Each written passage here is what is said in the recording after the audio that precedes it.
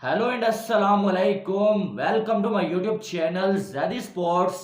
तो जनाब, आपको मालूम है कि पाकिस्तान टीम के हालात आजकल अच्छे नहीं चल रहे हैं। एशिया कप में पाकिस्तान को पहले इंडिया से और उसके बाद श्रीलंका से बड़ी बुरी जो शिकस्त मिली है, जिसके बाद पाकिस्तानी टीम एशिया कप से तो बाहर हो चुकी है, लेकिन वर्ल्ड कप के लिए भी पाकिस्तानी टीम इस टाइम आप ये कह सकते हैं तैयार नहीं है। और पाकिस्तानी टीम में बगावत हो चुकी है। जो यूनिटी थी पाकिस्तानी टीम में वो टूट चुकी है। पहले जो है वो शादाब और जो है बाबर के दरमियान जो है कुछ मामलात खराब हुए, और अब जो है शाहीन अफरीदी और बाबर के दरमियान एक लड़ाई हो चुकी है। और ये लड़ाई जो छोटी मोटी नहीं हुई है, ये लड़ाई इस हद तक हुई है कि दोनों ने एक दूसरे से बात करना बंद कर दिया है। और गर्मा गर्मी इतनी ज्यादा हुई कि बीच में कोचिस को और खिलाड़ियों को कूद के इन दोनों को जो है वो अलग करना पड़ा। और फिर बाबर आजम साइड में चले गए और शाहीन अफरीदी भी साइड में चले गए। असली कहानी क्या हुई है वो तो मैंने आपको कल बता दिया था कि जो है वो हुआ ही है कि बाबर आजम जो है वो स्पीच कर रहे थे, खिलाड़ियों पे तनकीद कर रहे थे कि आपने परफॉर्म नहीं किया, आपको हमेशा मौका ऐसे ही नहीं मिलेगा, आपके पास लास्ट चांस है। फिर शाहीन अफरीदी बीच में कूदे और उन्होंने बोला कि आप जो उनकी तारीफ तो करें जिन्होंने परफॉर्म किया। तो बाबर ने बोला कि मुझे मालूम है किसने परफॉर्म किया और कौन परफॉर्म नहीं कर पा रहा और कौन नहीं कर रहा। अब बाबर का इशारा शाहीन की जानब ही था कि बाकी ने तो परफॉर्म किया लेकिन आप कर ही नहीं पा रहे हो परफॉर्म। तो जिस पर शाहीन अफरीदी गुस्से में हो गए और उन्होंने बाबर आजम को खरी खरी सुना दिया कि तुम कौन सा बड़े तीर मार रहे हो, ये वो लटर पटर। और बीच में जो फिर रिजवान कूदे, बाकी लड़के कूदे और उन्होंने इनको आपस से अलग अलग किया। ठीक है, और अगर इनको अलग ना किया जाता तो ये लड़ाई और ज्यादा बढ़ जाती और ये लड़ाई फिर जो है वो इस कदर बढ़ जाती कि शायद वहां पर जो है फिर हाथ भी उठ जाने थे। ठीक है, तो अब अगर देखा जाए तो ये सारी बातें कल मैंने आपको बता दी है। ठीक, अब मामला इतना सा है भाई कि बगावत हो चुकी है और बाबर को कप्तानी से हटाने का फैसला तो बाहर से होगा, लेकिन खिलाड़ियों ने पहले मिल के बैठ के ये फैसला कर लिया है कि कुछ भी हो जाए अब बाबर आजम को कप्तानी से हमने हटवाना है, बाबर आजम की कप्तानी में हमने नहीं खेलना है।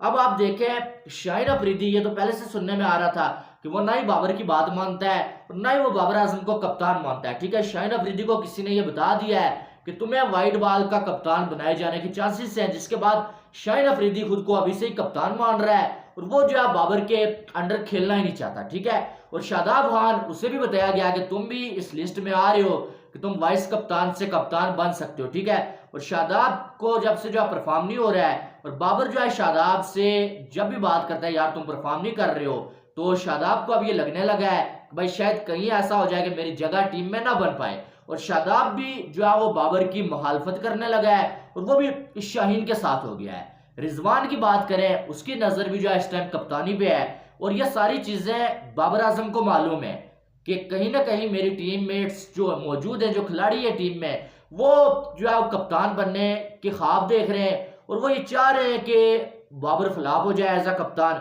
और वो कप्तान बन जाए। हमें मालूम है कि शान मसूद ने एक बार ये बोला था कि हम जान दे सकते हैं अपने कप्तान के लिए। ठीक है, और उसे ही कप्तान हम रखना चाहते हैं। बाबर कहेगा मर जाए तो हम मर जाएंगे।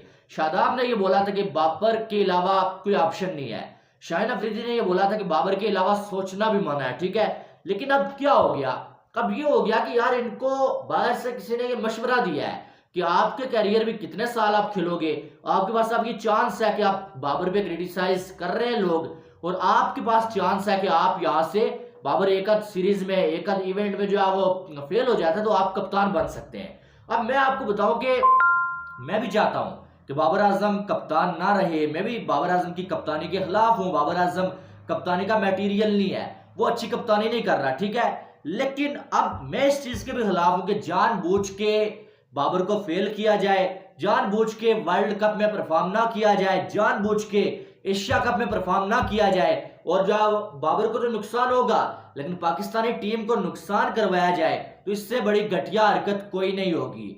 यकीन माने, आप मेरी एक बात को बड़े गौर से सोचिएगा, जो मुझे लोग देख रहे हैं कि जो लोग खुद कप्तान बनना चाह रहे हैं और उनकी मर्जी है कि बाबर आजम फेल हो जाए एज अ कप्तान और हम कप्तान बन जाए, क्या वो वर्ल्ड कप में जो अच्छा परफॉर्म करेंगे? क्या वो ये चाहेंगे कि पाकिस्तान की टीम बाबर की कप्तानी में वर्ल्ड कप जीत जाए और फिर जो वो कभी कप्तान बन ही ना सकें और अगले आने वाले 5 साल में बाबर ही कप्तान रहे? मेरी नजर में तो ऐसा नहीं है। वो बिल्कुल ऐसा नहीं चाहेंगे। वो यही चाहेंगे कि बाबर वर्ल्ड कप में अच्छी कप्तानी ना कर पाए, बाबर फेल हो जाए, टीम वर्ल्ड कप हार जाए और बाबर को कप्तानी से हटाया जाए और हम में से कोई कप्तान बन जाए। क्या ये चीज बाबर को नजर नहीं आ रही है? क्या ये चीज पीसीबी को नजर नहीं आ रही है कि शाहीन, रिजवान, शादाब, फखर या फिर जो क्या नाम है इसका, शान मसूद, ये खुद जो है कप्तान बनना चाह रहे हैं और फिर ये वर्ल्ड कप में कैसे परफॉर्म करेंगे कि बाबर की कप्तानी में टीम जीत जाए और बाबर फिर कभी कप्तानी से हट ही ना पाए? हमें मालूम है कि ओडीआई वर्ल्ड कप के बाद बाबर कप्तानी से हट जाएगा। अगर बाबर की कप्तानी में टीम फाइनल में ना गई या जीत ना पाई, ठीक है, वो हट जाएगा। लेकिन उससे पहले वर्ल्ड कप में अब बाबर आजम को कुछ जो है वो बड़े, अभी कह सकते हैं, जुर्रतमंदाना फैसले करने होंगे, जुर्रत के साथ फैसले करने होंगे। दोस्ती भूल जानी चाहिए।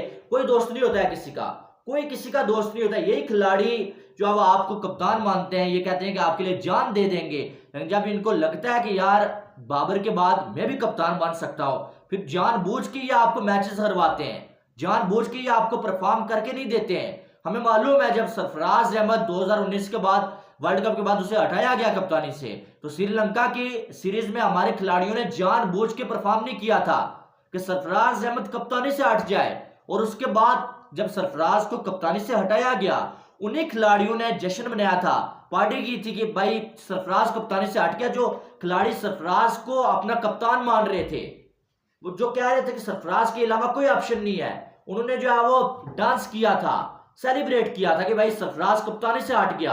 और यही चीज बाबर के साथ होने वाली है।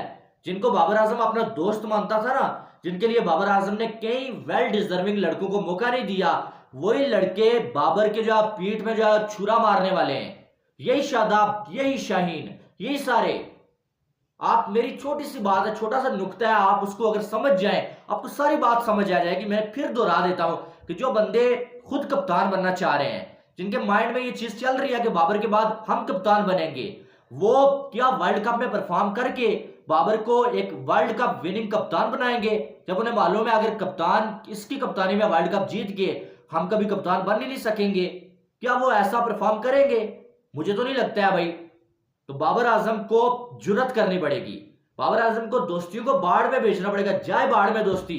जो नहीं परफॉर्म कर रहा उठा के बाहर फेंको, जो परफॉर्मर है उन्हें टीम में रखो, चाहे शादाब है, जो मर्जी है, रिजवान है, फखर है, जो भी है, जितना मर्जी दोस्त है। अब कोई दोस्ती यारी नहीं।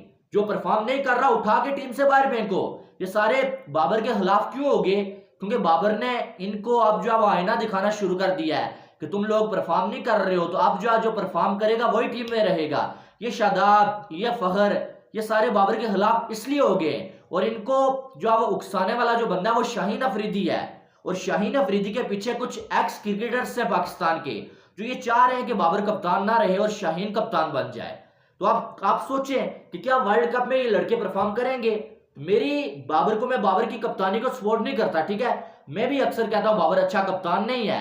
बाबर बैट्समैन अच्छा है लेकिन कप्तान अच्छा नहीं है।